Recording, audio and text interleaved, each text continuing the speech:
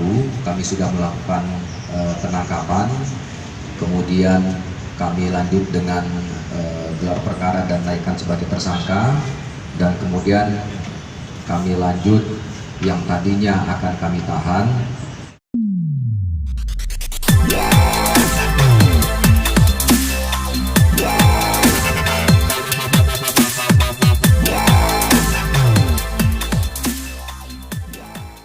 Lalu kami sudah melakukan penangkapan, kemudian kami lanjut dengan gelar perkara dan naikkan sebagai tersangka, dan kemudian kami lanjut yang tadinya akan kami tahan, namun karena permohonan dari keluarga dan pertimbangan penyidik terkait dengan yang bersangkutan masih seorang mahasiswi dan umurnya cukup masih muda, maka kita wajibkan lapor saja, tidak kita lakukan penahanan.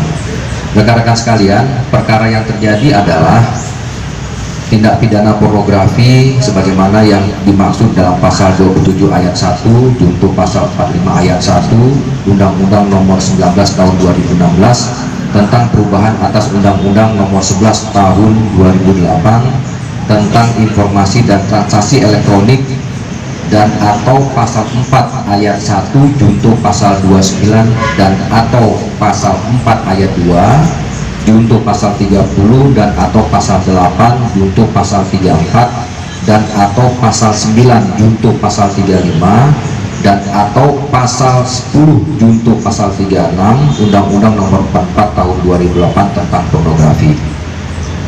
Kejadiannya yaitu pada hari Rabu tanggal 23 Maret 2002 di Jakarta Selatan, di mana pada saat itu tim kami sedang melaksanakan patroli cyber.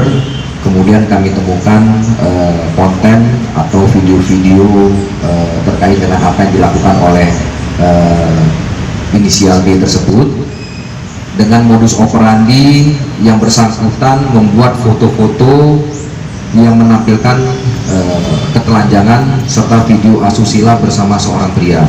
Selanjutnya yang bersangkutan atau tersangka mendistribusikan foto-foto tersebut dan video asusila tersebut ke situs dengan nama situsnya adalah www.olifans.com. Ya, jadi kita pakai bahasa Indonesia saja, www.olifans.com, dengan akun Grace Sites, ya, ini dengan bahasa Indonesianya Grace Sites, milik tersangka dengan sadar, milik tersangka ya akun tersebut, dia dengan sadar dan sengaja untuk mendapatkan uang dari website tersebut, di mana pengguna website yang berlangganan harus membayar dengan sejumlah uang agar mengakses konten-konten yang dibuat oleh tersangka. Itu yang mungkin bisa saya sampaikan pada rekan-rekan. Kalau inisial tersangka adalah GAD, ya. Terkenalnya dia di website tersebut ada D, namun inisial yang lengkapnya adalah dengan inisial GAD, umurnya 24 tahun, seorang pelajar atau mahasiswa atau mahasiswi. Dia sebagai pemeran langsung. Ketika kami amankan, lokasinya di Kota Malang, Jawa Timur. Itu mungkin yang bisa saya sampaikan awal. Mungkin ada pertanyaan dari rekan-rekan, saya persilakan.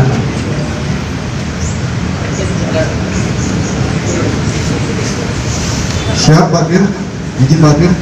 Dia kan ini sudah melakukan konten berapa lama? Terus tarifnya dia melakukan konten ini berapa sekali nonton tarifnya dia gitu? Terus sudah berapa uang yang sudah dia kumpulkan Pak Dir? Terima kasih.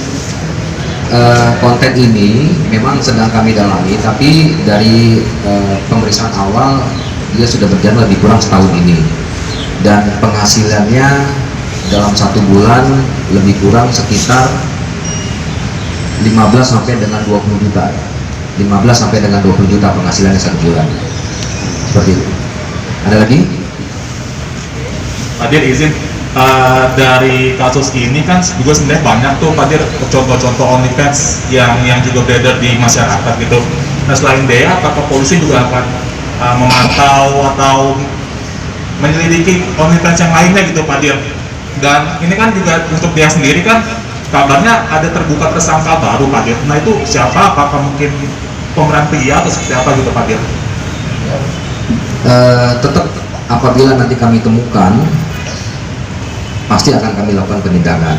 Karena kan ini memang dilarang, undang-undangnya ada, sehingga memang tidak boleh ada yang melakukan hal-hal seperti yang dilakukan oleh saudari B tadi.